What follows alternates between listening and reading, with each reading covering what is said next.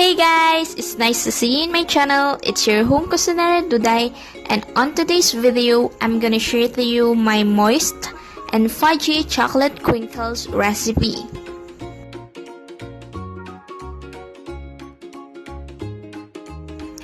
Ang moist, diba? Kita nyo yan? Kaya I'm so excited for you to try this recipe kasi legit to guys na masarap at madali pang gawin. I swear.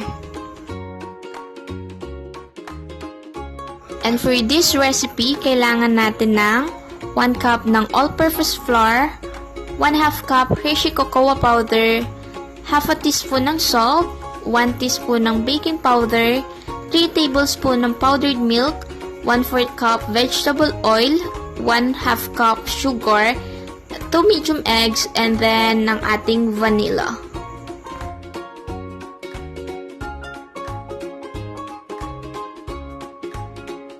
In baking, gaya ng mga ganitong recipe, mandatoryong isift ang ating mga dry ingredients just to make sure na walang buo-buo dun sa ating butter mixture.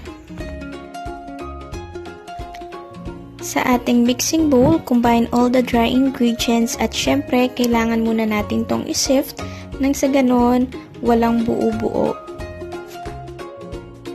I used hershey cocoa powder na brand in this recipe dahil yan lang yung available sa amin ngayon.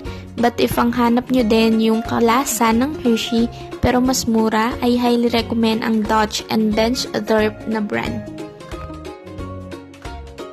After nating isift yung ating cocoa powder, isunod na ang ating all-purpose flour and then ang ating remaining dry ingredients. Paghalu-haluin lang sila sa ating mixing bowl.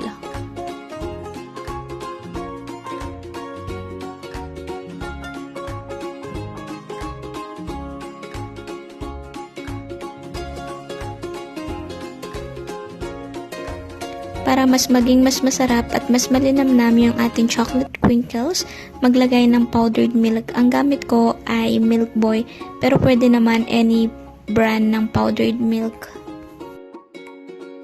Kung tayo lang din naman ang kakain, wag natin tipirin sa sangkap dahil ang masarap na pagkain, wala yan sa nagluluto. Nasa quality yan ng mga sangkap na gagamitin natin dahil ang masarap na pagkain ay pinagkakagastusan. Amen!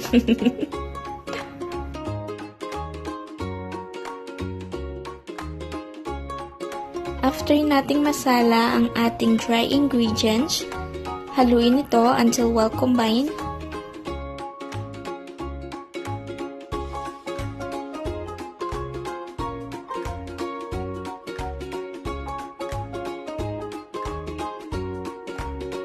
Then, after that, isunod nang ilagay yung ating wet ingredients sa ating dry ingredients.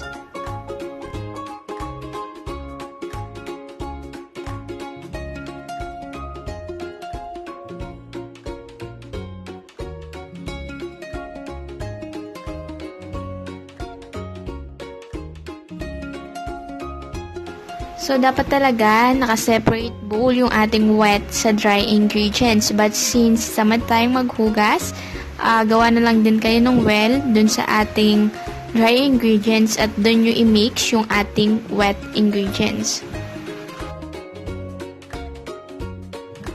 Medyo mahirap and mabigat siyang haluin, kaya tiyaga lang.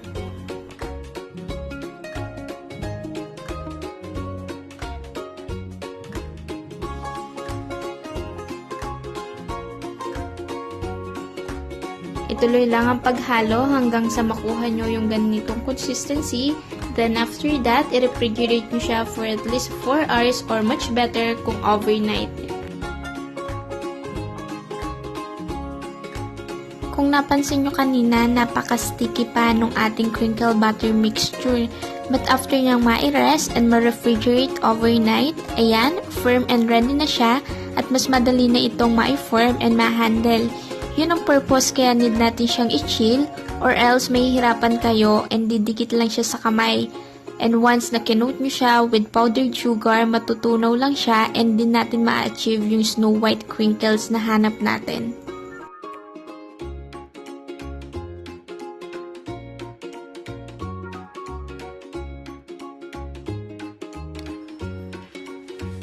ayan na yung mga na-form natin kanina, and at this point, i-coat lang natin sila with confectioner sugar and make sure they are well coated nito na sa ganoon maganda at makuha natin yung snow white crinkles na hanap natin.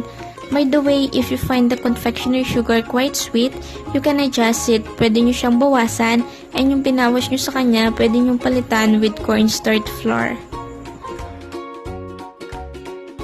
Then, after nilang ma-coat, ilagay na sila sa ating baking tray. Mag-leave ng enough space kasi mag-expand and mag-flatten pa ang mga to. Then, i-bake sila sa 100 degrees Celsius for 12 minutes. Huwag pa sobrahan na sa ganon hindi sila mag-dry.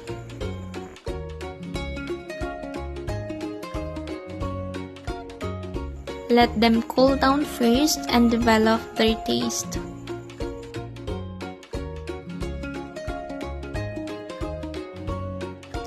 Thank you for watching. See you in my next video. Bye-bye!